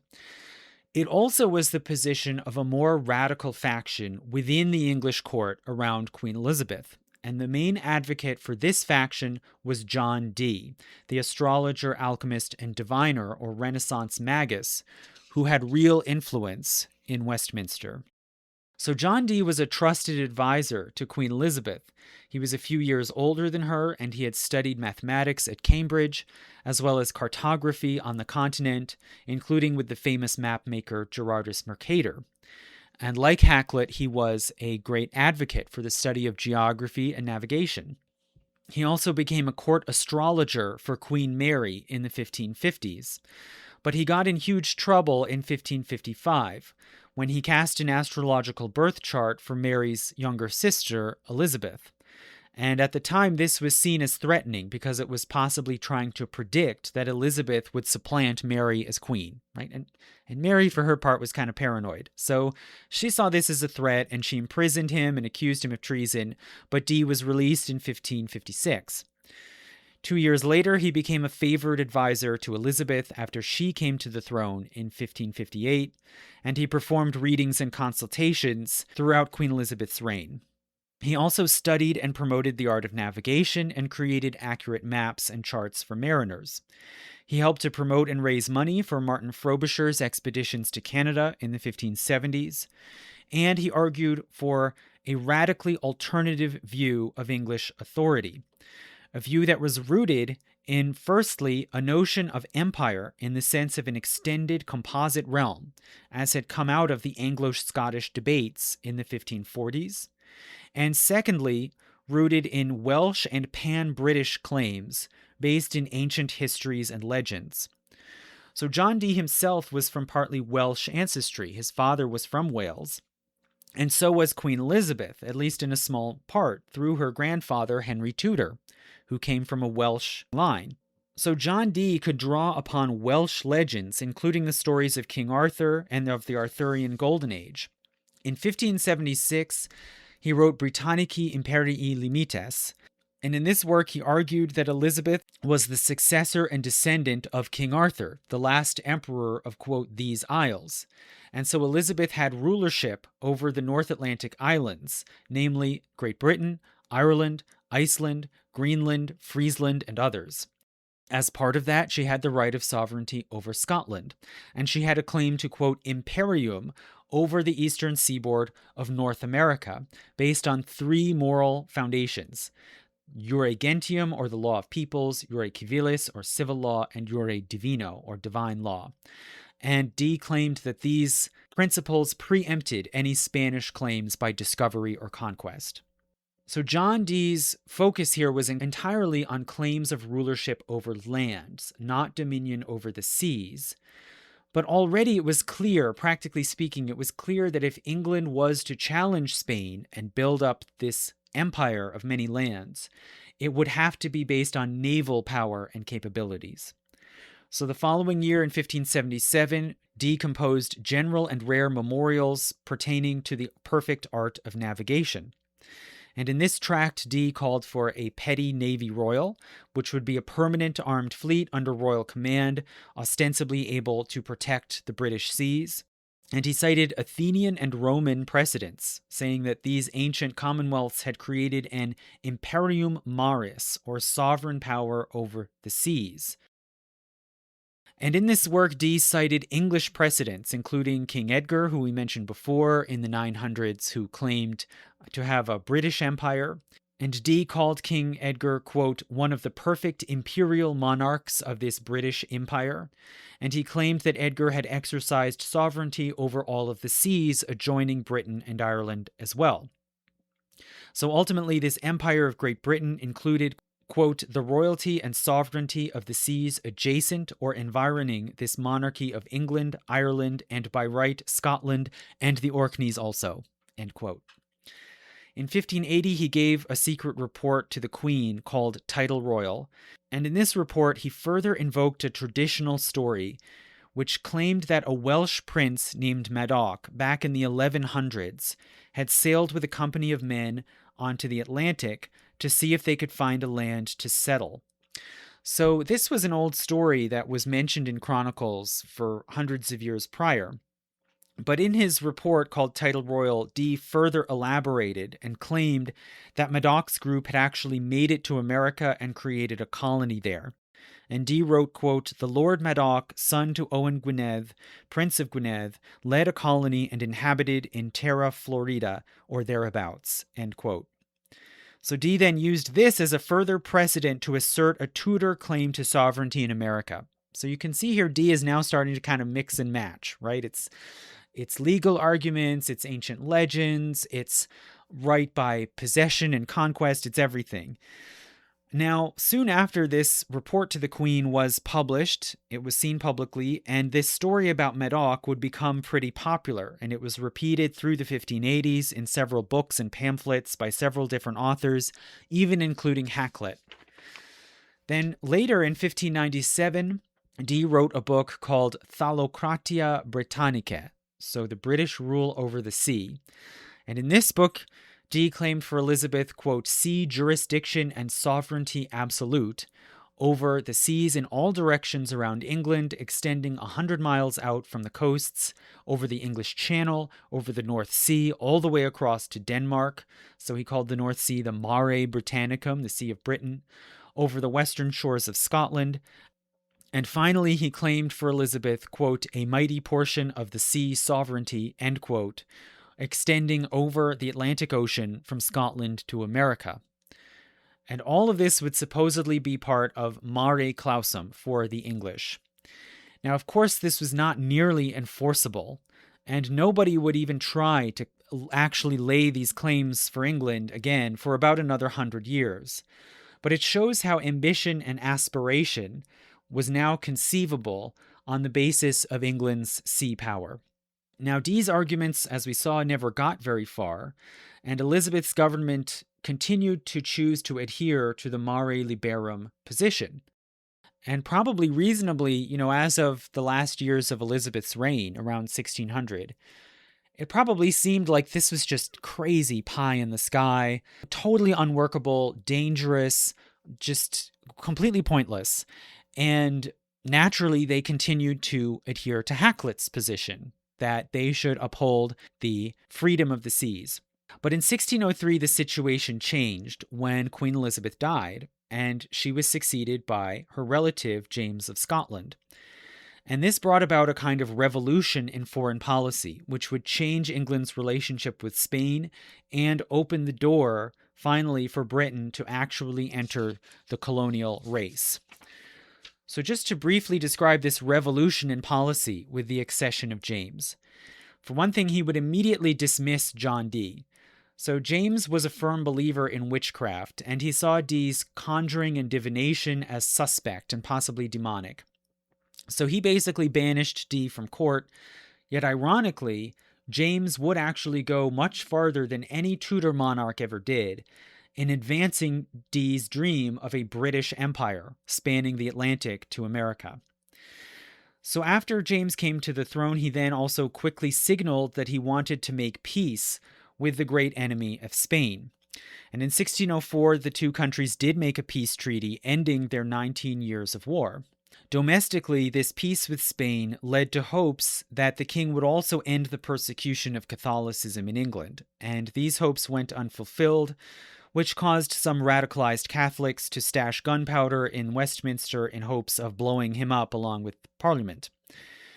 But nonetheless, while these hopes for a change in domestic policy were disappointed, the peace with Spain did open up great new possibilities in the world abroad. So what were some of the implications of this 1604 peace treaty with Spain? Well, James agreed to stay out of Spain's backyard in America, and he implicitly expected Spain to do the same for England, at least where the English did have an effective superiority, which basically was at sea around Britain and Ireland. And this treaty formed part of a broader retrenchment, where the English, under James's rule, started to carve out a distinct English or British sphere of control at sea. So soon after the treaty, James's government formally extended the Scottish policy of excluding all foreign powers from Scottish waters down to all the shores of Great Britain. And these waters came to be called British, right? The British seas. And this shows here how the very idea of British was based on the prerogatives of the single monarch who now had rulership over both England and Scotland, and on the assertion and extension of power at sea. Right? To be British is to be a maritime power.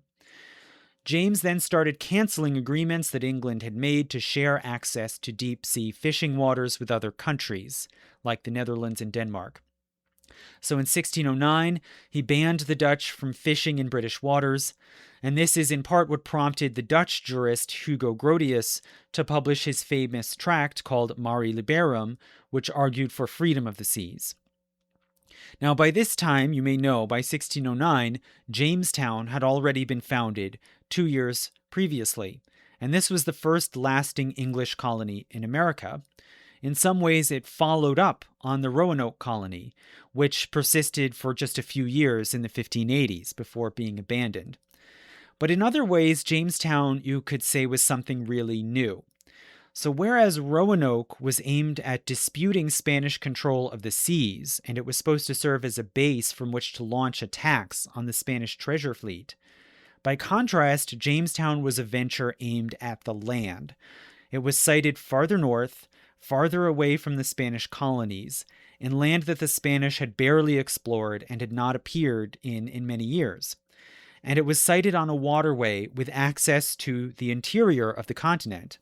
And it was based upon the hope of finding precious metals, especially gold, and a passageway through America to the Pacific and Asia. So the whole plan seemed to be to create a new English colonial domain to parallel the Spanish one, rather than trying to crowbar their way into Spain's trade and traffic. And it seems in this way to mark a broader conceptual reorientation. A reorientation away from trying to enforce an open-door policy for the world beyond Europe, to instead coexisting with the greater power and carving out their own distinct sphere of influence alongside Spain's. So, forgive the anachronism of this phrase, sphere of influence, but I think it may be helpful in clarifying here. So England now was seeing itself as a kind of parallel power, with its own realm, its own claims, its own sphere, separate and alongside that of Spain. And England's sphere, more properly, would be to the north, beyond what the Spanish had already conquered, explored, or colonized. So hopefully we'll discuss later how this reorientation made bigger, more sustained colonizing ventures conceivable. So thank you so much for listening. Again, if you can support in any way, please go to my Patreon page and sign on as a patron at any level, even if it's just $1. And if you do so, you can then send me a message or comment on this post on Patreon and tell me where you're located, so then you can be thanked specifically by country or state or whatever part of the world you wish in an upcoming lecture. Thank you.